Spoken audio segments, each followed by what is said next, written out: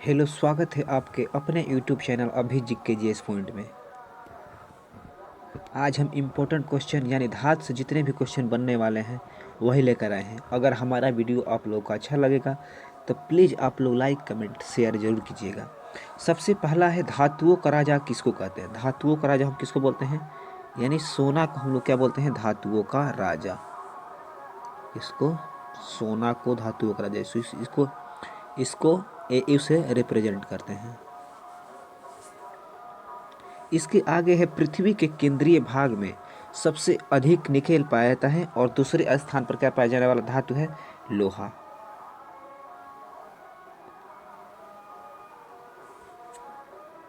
पृथ्वी के केंद्रीय भाग में सबसे अधिक निकेल पाया जाता है और दूसरे स्थान पर पाया जाने वाला धातु कौन सा है, तो लोहा है।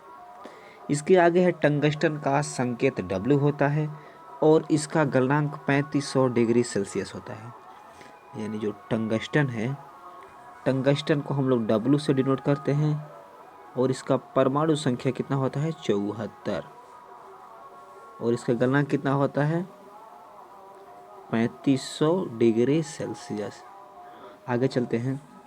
अगला है भारत में टंगस्टन का उत्पादन राजस्थान स्थित देगाना खान में होता है।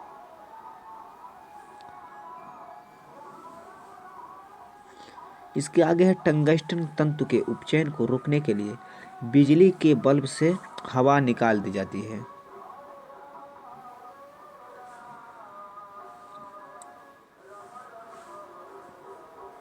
इसके आगे है जिरकोनियम धातु ऑक्सीजन तथा नाइट्रोजन दोनों में जलते हैं। जो जिरकोनियम धातु है ऑक्सीजन में भी जलेगा और नाइट्रोजन यानी दोनों में जलता है।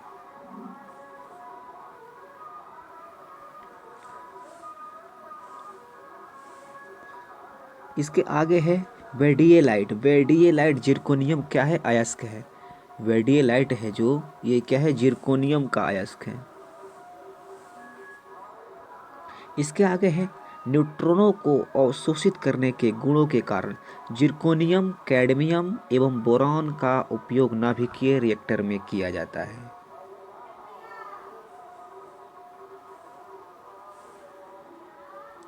इसके आगे है बेराइल। बेरिलियम धातु का मुख्य अयस्क है। जो बेराइल है, बेरिलियम धातु का क्या है, मुख्य अयस्क है।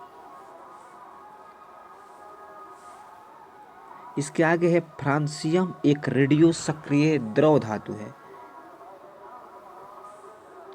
फ्रांसियम एक रेडियो सक्रिय द्रव धातु है।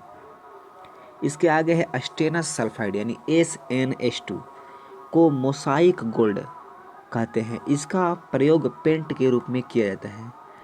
टीन अपरूपता प्रदर्शित करता है।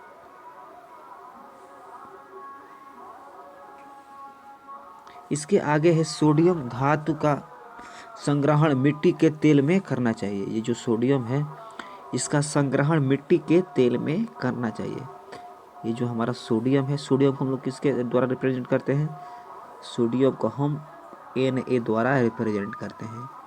सोडियम का परमाणु संख्या कितना होता है, तो 11 यानी 11 होता है। इसके आगे है सोडियम का प्रयोग परावर्तक लैंपों में किया जाता है जो सड़कों पर या पार्किंग में रोशनी के लिए लगाए जाते हैं।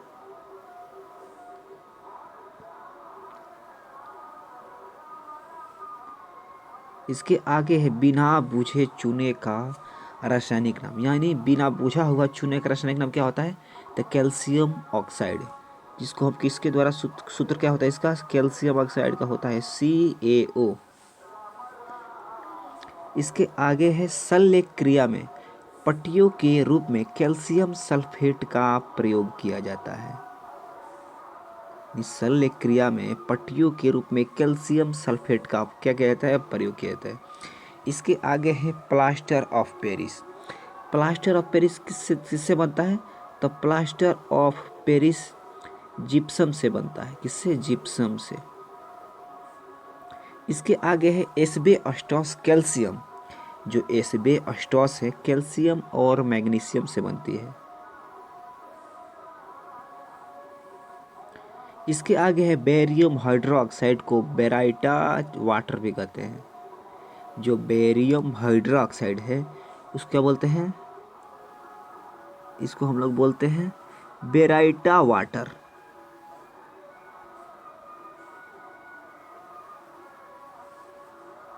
इसके आगे है बेरियम सल्फेट का प्रयोग बेरियम मिल के रूप में उदर के यानी एक्सरे में होता है।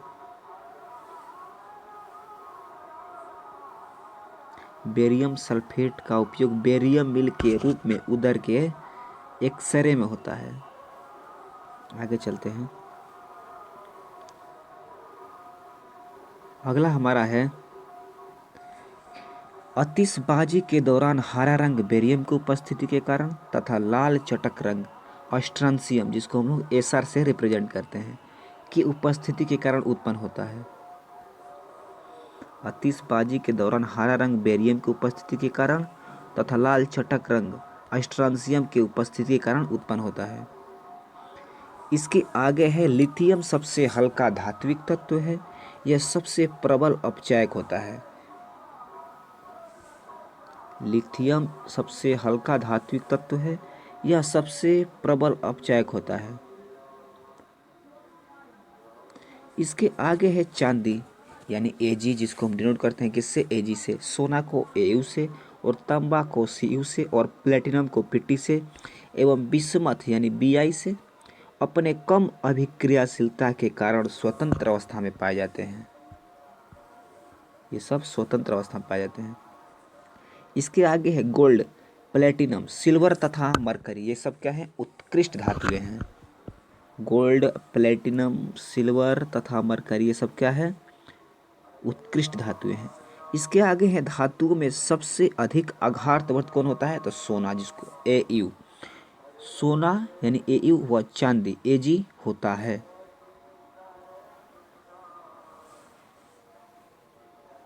इसके आगे है पारा व लोहा विद्युत धारा, पारा व लोहा विद्युत धारा के प्रवाह अपेक्षाकृत अधिक प्रतिरोध उत्पन्न करते हैं।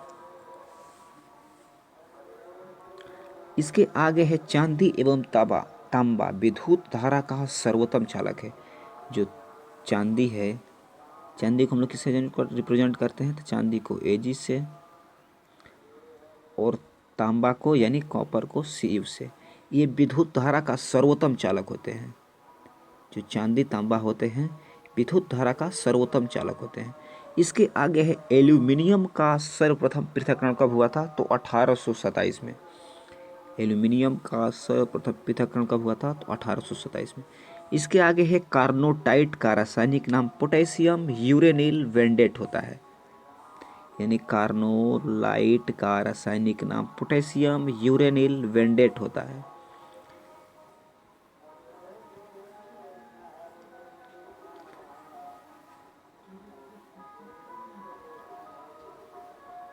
इसके आगे है कैंसर रोग के इलाज में कोबाल्ट के समस्थानी का उपयोग होता है। कैंसर रोग के इलाज में कोबाल्ट के समस्थानी का उपयोग होता है। इसके आगे है सोडियम पेरोक्साइड का उपयोग पनडुब्बी जहाज़ों तथा अस्पताल आदि के बंद हवा को शुद्ध करने में होता है, यानी सोडियम पेरोक्साइड का उपयोग पनडुब्बी जहाज़ों तथा अस्पताल आदि की बंद हवा को शुद्ध करने में होता है। इसके आगे है ग्रीनोकाइट कैडमियम का अयस्क होता है। जो ग्रीनोकाइट होता है किसका अयस्क होता है, तो कैडमियम का, यानी कैडमियम को हम लोग सीडी से रिप्रेजेंट करते हैं।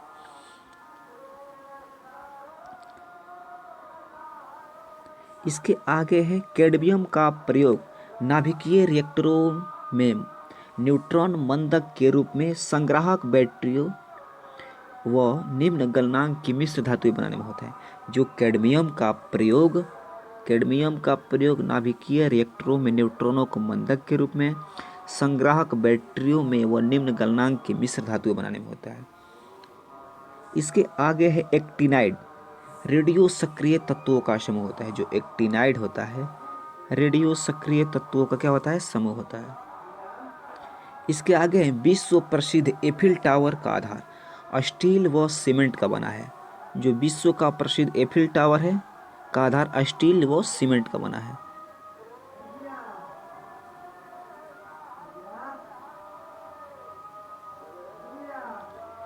इसके इसके आगे है थूलियम का संकेत Tm होता है।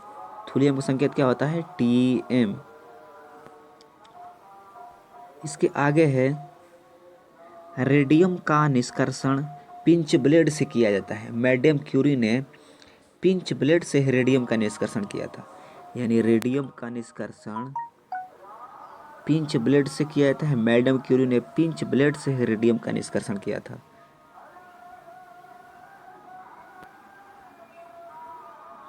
इसके आगे है वायुयान के निर्माण में पैलेडियम धातु प्रयुक्त होती है। वायुयान के निर्माण में कौन सी धातु प्रयोग होती है? पैलेडियम। इसके आगे है गैलियम धातु कमरे के ताप पर द्रव अवस्था में पाया जाता है। जो गैलियम धातु होता है क्या? कमरे के ताप पर द्रव अवस्था में पाया जाने वाला धातु होता है। इसके आगे है सेलेनियम। सेलेनियम धातु का उपयोग फोटो इलेक्ट्रिक सेल में होता है सेलेनियम का। इसके आगे है साइटोक्रोम में लोहा उपस्थित होता है। जो साइटोक्रोम होता है उसमें क्या उपस्थित होता है? लोहा।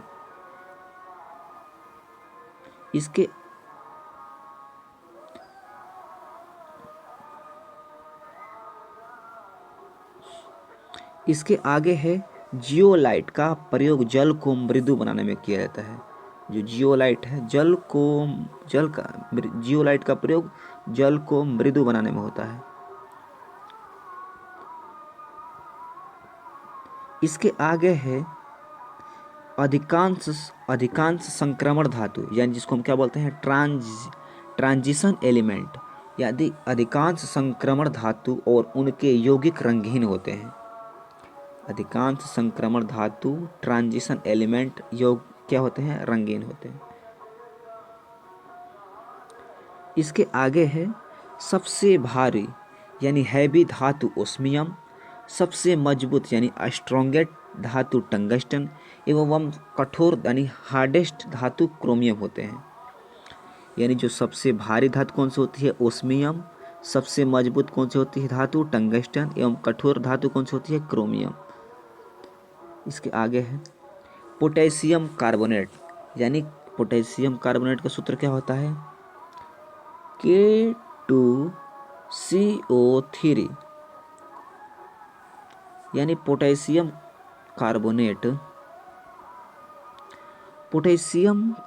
कार्बोनेट को पर्ल एस यानी पर्ल एस के नाम से भी जानते हैं। जो पोटेशियम कार्बोनेट है K2CO3 को हम पर्ल एस भी कहते हैं। इसके आगे है नाइक्रोम, निकेल, क्रोमियम और आयरन का मिश्र धातु है। जो नाइक्रोम है, निकेल, क्रोमियम और आयरन क्या मिश्र धातु है। विद्युत हीटर की कुंडली में नाइक्रोम की बनी होती है। जो विद्युत हीटर की कुंडली होती है किसकी बनी होती है? नाइक्रोम की। आगे चलते हैं।